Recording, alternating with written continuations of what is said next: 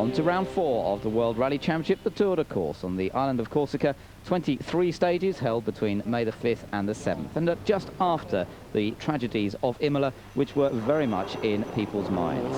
The events at the San Marino Grand Prix certainly affected the drivers as they set off on this 4th round of the World Rally Championship. But nonetheless, the battle was soon on as they competed around the southern edge of the island on the first day.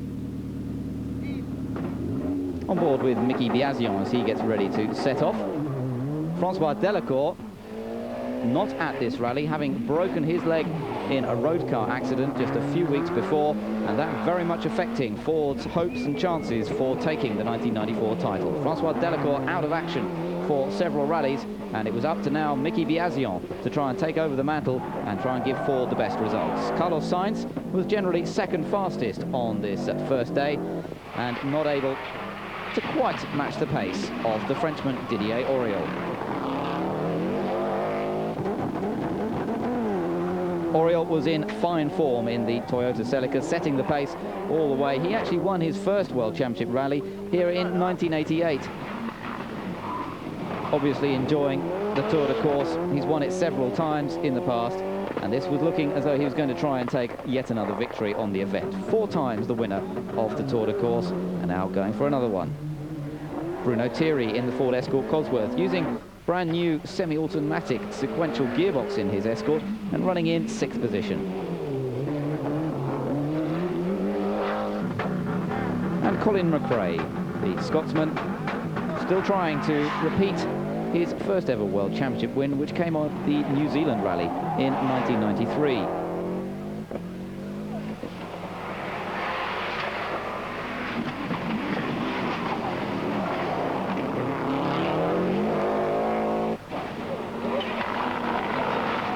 Andrea Aghini once again out in an unmarked Works Toyota, man who won the San Remo Rally back in 1992, and very quick on the tarmac sections. Franco Cunico was the man standing in for Francois Delacour, but Cunico was not to have a good rally. In fact, he crashed into the crowd on special stage number 10, and initially there were major worries that somebody was badly hurt. Thankfully, those worries proved to be unfounded, and the rally was able to continue, although Cunico retired. Jean Ragnotti was leading in the Formula 2 section in those remarkable little Renault Clio Williams, but problems for his 2 teammates, Alain Auré and Philippe Bugalski, who both went out. More problems for Colin McRae, who had a puncture, damaged the right front suspension, and then a huge accident, which put him right out of the rally. It certainly didn't impress the Subaru team, and Dave Richards, the ProDrive boss, was not very happy about it afterwards. Didier Auriol still leading the rally, though. He had a few handling problems on the second day, but nevertheless kept the lead of the rally. On to the beginning of day 3, he had some oil leaking onto the clutch, and that slowed him down a little bit, losing time to Carlos Sainz. For a while, it looked as though Sainz was going to be able to take over the lead from Didier Auriol, but as we went through to the latter stages of the event, the Toyota team were able to sort out the oil leak, and Auriol was able to recapture his form and maintain the lead. So Carlos Sainz, who had managed to get within 9 seconds of Didier Auriol at one point on that third day, had to settle for 2nd place. He was badly affected by a puncture and a broken front anti-roll bar just before the start, or just after the start of the longest stage of day 3, and that really effectively ended his challenge for the lead in the rally. Andrea Aghini was in a battle for 3rd place with Juha Kankkunen. Phil Short, the Toyota Team Europe team manager, deciding not to give team orders, even though Juha Kankkunen was leading the World Rally Championship, because he felt that Andrea Aghini should have the chance to display his talent in the Works Toyota.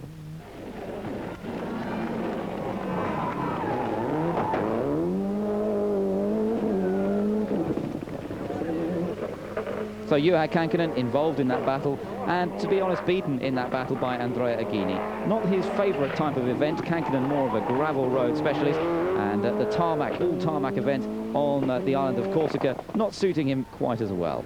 Nevertheless, 4th place for Kankkunen, additional points to add to his tally in the World Championship, and what price at this point in the season for Kankkunen, taking his 5th world title and his 2nd in a row.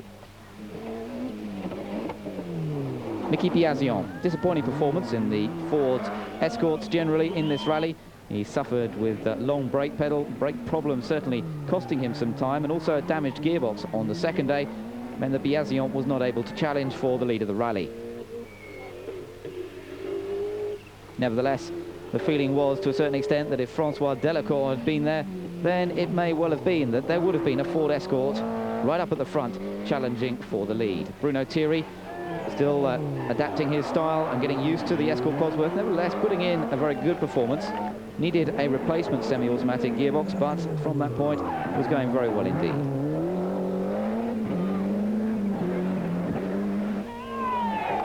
Other competitors involved, the Frenchman Patrick Bernardini, who's rallying in the French and European Championships this year in his Escort Cosworth.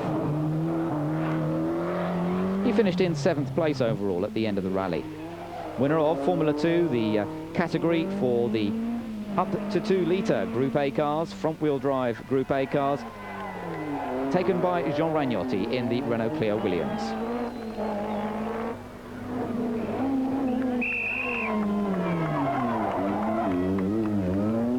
Possibly the future of world rallying if the decisions made are stuck with. Formula 2 is likely to become the future of the top level of World Championship rallying. Serge Jourdain, the French Group N champion, finished 2nd in Formula 2, and in Group N, the victory went to the number 15 car of Jesus Puras.